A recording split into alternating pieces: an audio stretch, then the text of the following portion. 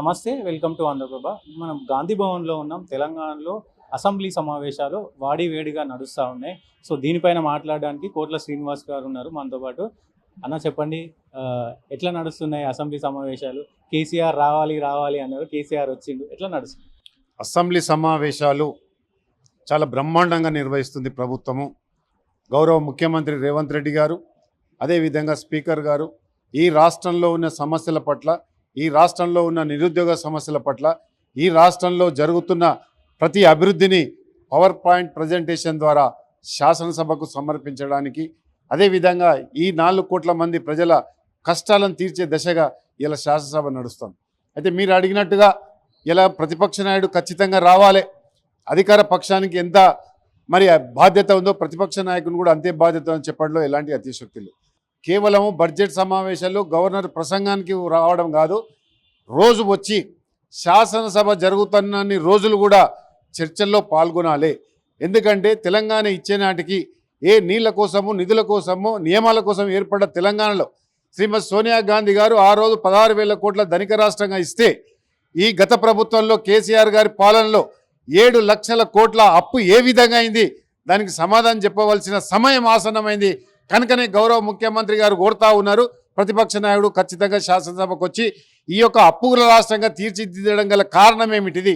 ఎందుకంటే 16,000 కోట్ల ధనిక రాష్ట్రంగా ఉన్నాని 7 లక్షల కోట్ల అప్పుగా చేసిన ఏం పని చేసిర్రు? ఇలా ఉద్యోగాలు ఇచ్చిరా? అదేవిధంగా నీళ్ళని ఏమైనా ఆపిరా? అదేవిధంగా ఉస్మానియా యూనివర్సిటీ, కాకతీయ యూనివర్సిటీల విద్యార్థులకు ఏదైనా ఉద్యోగాలు ఇచ్చిరా? టీఎస్పీసీని ప్రక్షాళన చేసిరా? అదేవిధంగా మరి చనిపోయిన విద్యార్థులకు అదేవిధంగా ఆ రోజులలో అంటే ఏదైతే టీఆర్ఎస్ ప్రభుత్వ హయాంలో మరి నిరుద్యోగ సమస్య ఏమైనా తీర్చిరా? ఎందుకు మీరు ఈరోజు అప్పు చేసిరు? దానికి శాసనసభ వేదిక చెప్పవలసిన అవసరము, బాధ్యత ప్రతిపక్షానికి ఉంది. గవర్నర్ గారు ప్రసంగానికి ధన్యవాదాలు తెలిపే తీర్మానం ఒకటైతే, ఈ రాష్ట్ర ఏదైతే కష్టాలు ఏ రకంగా తెచ్చుకున్నాము, ధనిక రాష్ట్రంగా ఉన్న రాష్ట్రాన్ని ఏ విధంగా అప్పులపాలైంది, దాని మీద గత ప్రభుత్వంలోని పెద్దలు ఖచ్చితంగా శాసనసభ వేదికగా ఈ సమాజానికి తెలపవలసిన అవసరం ఉంది. కనుక ఏదో గవర్నర్ ప్రసంగానికి కేవలం మొక్కుబడిగా వస్తే కాదు, ప్రతిపక్షాలు కానీ, బీఆర్ఎస్ నాయకులు కానీ, అదేవిధంగా భారతీయ జనతా పార్టీ నాయకులు ఖచ్చితంగా శాసనసభకు వచ్చి ప్రజలకు సమాధానం చెప్పాలని మేము డిమాండ్ చేస్తున్నాం. నిన్న జరిగినటువంటి గవర్నర్ ప్రసంగంలో గవర్నర్ గారు 36 నిమిషాలు మాట్లాడితే 360 అబద్ధాలు మాట్లాడిపించారు కాంగ్రెస్ పార్టీ అనేది బీఆర్ఎస్ వాళ్ళు, బీజేపీలు విమర్శిస్తూ ఉన్నారు. ఎక్కడ కూడా గవర్నర్ గారి ప్రసంగం ఎక్కడ కూడా తప్పు పట్టడానికి మనము భూతద్దం పెట్టినా తప్పు దొరకదు. తప్పుల తడకని అంటారు కదా, తప్పుల తడక కానే కాదు. అందుకని మీరు అసెంబ్లీకి రాండి, చర్చించండి.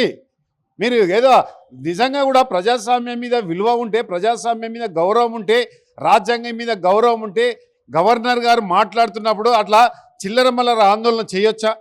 ఒక శాసనసభ్యుడు అంటే 2 లక్షల మందికి ఒక ప్రతినిధి, 2,50,000 మందికి ఒక ప్రతినిధిగా అసెంబ్లీలో ఓట్లేసి నేను గెలిపిస్తే గవర్నర్ గారి ప్రసంగం శ్రద్ధగా విని తప్పు లేదంటే గవర్నర్ గారు ధన్యవాదాలు తెలిపే తీర్మానంలో మీరు ఏదైనా అభ్యంతరాలు ఉంటే చెప్పాలి. కానీ గవర్నర్ గారు ప్రసంగిస్తున్న సమయంలో మీరు ప్రజాస్వామ్యాన్ని కూని చేసిరు. నిన్న మీరు ఏదైతే రాష్ట్ర ప్రజల గురించి మాట్లాడే హక్కు కూడా మీకు లేదు. గిట్ల మాట్లాడే గత ఎన్నికల్లో వీళ్ళు ఏదైతే అధికారంలో ఉన్న వీళ్ళను తీసుకుపోయి ప్రతిపక్షంలో కూర్చారు, వీళ్ళు ఇదే రకంగా రేపు శాసనసభలో ప్రవర్తిస్తే కనుక ప్రజలు చూస్తూ ఊరుకోలేని సంగతి కూడా మీ ఛానల్ ద్వారా చెప్పదలుచు. పాడి కౌశిక్ రెడ్డి అసెంబ్లీ సాక్షిగా పిచ్చి కుక్కల అధ్యక్షుడు రేవంత్ రెడ్డి అని కాంబినేషన్ మీడియా సాక్షిగా. పిచ్చి కుక్క ఎవరంటే ఆ పాడి కౌశిక్ రెడ్డి అని ఒక పిచ్చి కుక్క. అతను శాసనసభ్యుడు అంటేనే ఎవరు ఒప్పుకునే పరిస్థితి లేదు. ఇలా 6 గ్యారంటీలతోని ఒక జెడ్పీటీసీగా, ఒక శాసన మండలి సభ్యునిగా, ఒక శాసనసభ్యునిగా 2 పర్యాయాలు, ఒక పార్లమెంట్ సభ్యునిగా, ఒక ప్రదేశ్ కాంగ్రెస్ కమిటీ వర్కింగ్ ప్రెసిడెంట్గా, అదేవిధంగా పిసిసి అధ్యక్షునిగా, ఇలా రాష్ట్ర ముఖ్యమంత్రిగా ఇలా ప్రజల నీరాజనాలు అందుకుంటున్నారంటే ఎంత కష్టపడి పైకొచ్చిండు. ఒకటి, రేవంత్ రెడ్డి గారు ఒక సాధారణ కుటుంబంలో, ఒక రైతు కుటుంబంలో వచ్చారు. జీవనశైలి అంటే బీసీల జీవనశైలి మీద కానీ, అదేవిధంగా ఎస్సీ ఎస్టీ జీవనశైలి మీద పట్టున్న నాయకుడు కాబట్టే ఇలా పరిపాలనలో తన మార్కును చూపించుకుంటా ఉన్నాడు. ఇలా మీరు చూసి ఎల్బీ స్టేడియం సాక్షిగా 54,000 ఉద్యోగాలు ఇచ్చి ఇలా నిరుద్యోగుల పక్షపాతి అని రేవంత్ రెడ్డి గారు గర్వంగా చెప్తున్నారు. ఇలా మహాలక్ష్మి స్కీమ్ కింద ఇలా రాష్ట్రంలో ఉన్న దాదాపు 1,50,00,000 మంది మహిళలు బస్సులో ఫ్రీగా తిరుగుతా ఉన్నారు. ఇవంతి రేవంత్ రెడ్డి గారి ప్రభుత్వం మార్కు నిదర్శనం అని చెప్తున్నా. ఈ యొక్క పాడి కౌశిక్ ఎక్కడ, శిఖరమైన మా రేవంత్ రెడ్డి ఎక్కడ అని పాడి కౌశిక్ రెడ్డి ఇదే ఆఖరి ఎన్నికలు, రాబోయే రోజుల్లో ఆయన శాసనసభలో కూడా అడుగు పెట్టాడు. ఈరోజు బీజేపీ రాజాసింగ్ కామెంట్ చేసిరు, తెలంగాణ రాష్ట్రంలో ప్రజలు సంతోషంగా ఉండాలన్నా, హిందువులు సంతోషంగా ఉండాలన్నా బీజేపీ పార్టీ అధికారంలోకి రావాలని కామెంట్ చేశారు. ఏం చెప్తారు? మన దేశం కానీ మన రాష్ట్రం కానీ లౌకిక శక్తులకు పునాది వేసేది. మతోన్మాద శక్తులకు ఈ రాష్ట్రంలో కానీ దేశంలోనే స్థానం ఉండదు. ఇక్కడ హిందూ ముస్లిం బాయ్ బాయ్, సిక్ ఇసాయి బాయ్ బాయ్, ఇది అన్ని మతాలకు అన్ని కులాలకు నిలయమైన ఈ భాగ్యనగరం కానీ అదేవిధంగా తెలంగాణ గడ్డ కానీ ఏ కులానికి కూడా వ్యతిరేకంగా అన్ని కులాలు అన్ని మతాలను సమానంగా తీసుకుపోయేదే కాంగ్రెస్ పార్టీ, గాంధీ కుటుంబం. అదేవిధంగా గౌరవ ముఖ్యమంత్రి రేవంత్ రెడ్డి గారు ఈరోజు కూడా హిందూ ముస్లిం బాయ్ బాయ్, అదేవిధంగా సిక్ ఇసాయి కూడా బాయ్ బాయ్ అని ముందుకు తీసుకుపోతాడు. హిందూ ముస్లిం అని కాదు, లౌకిక శక్తుల పునరేకీకరణలో భాగంగా మేము కష్టపడతా ఉన్నాం.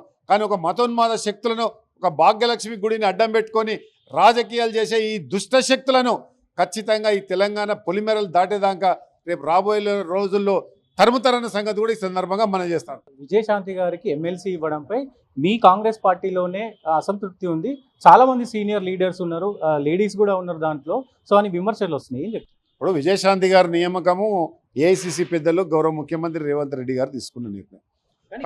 మీ కాంగ్రెస్ పార్టీలోనే కష్టపడ్డ నాయకులు ఉన్నారు, ఎప్పటి నుంచో ఉన్న కాంగ్రెస్ నాయకులు ఉన్నారు. అంటే ఆమె కూడా మా గతంలో కాంపింగ్ కమిటీ చైర్మన్గా ఉండే కాంగ్రెస్ పార్టీ నుంచి పోటీ చేసింది మెదక్ నుంచి.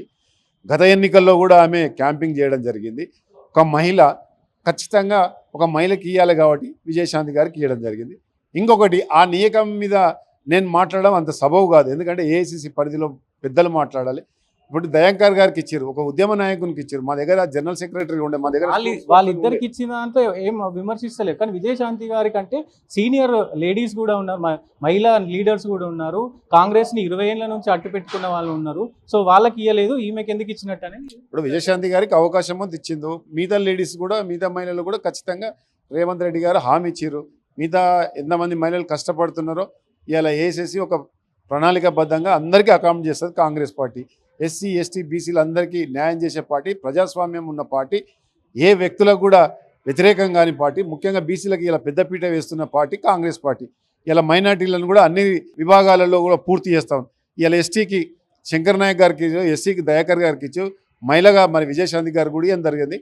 ప్రజాస్వామ్యం కాంగ్రెస్ పార్టీలో అన్ని వర్గాలకు అవకాశం దొరికే పార్టీ అంటే కాంగ్రెస్ పార్టీ. మీ ఫైనల్గా మీ తీన్మార్ మల్లననే అలియాస్ నవీన్ గారు ఈరోజు అసెంబ్లీలో ఆటో వాళ్ళకి ఇచ్చే 12,000 ఇంకెప్పుడు ఇస్తారని చెప్పేసి స్పీకర్ని అడిగారు. ఏం చెప్తారు? మొన్న రవీంద్ర భారతిలో మా ముఖ్యమంత్రి గారు లెక్కలు చెప్పారు. ప్రభుత్వం రాకముందు ఎంత ఉండే బడ్జెట్, ప్రభుత్వం వచ్చిన తర్వాత ఎంత అయింది, గత ప్రభుత్వంలోని ఏ విధంగా ధ్వంసమైంది ఆర్థిక వ్యవస్థ. కనుక ఆ ఆర్థిక వ్యవస్థను ఇది గట్టెక్కించుకొని ముందు కోతున్నాం. కనుక ఇప్పుడు తీన్మార్ మల్లన్న ఇవాళ మాట్లాడుతుంది, గతంలో ఎందుకు మాట్లాడలేదు మరి తీన్మార్ మల్లన్న? ఇవాళ తీన్మార్ మల్లన్న నోటు అదుపులో ఉంచుకోవాలని నేను మనం చేస్తా ఉన్నాను అంతే. సో ఇది పరిస్థితి. సో గవర్నర్ ప్రసంగానికే కాదు, అసెంబ్లీ జరిగిన రోజులు కూడా కేసీఆర్ రావాలంటూ విజ్ఞప్తి చేస్తూ ఉన్నారు కాంగ్రెస్కి సంబంధించిన నాయకులు. కెమెరామెన్ సతీష్తో ఎస్కే, గాంధీ భవన్.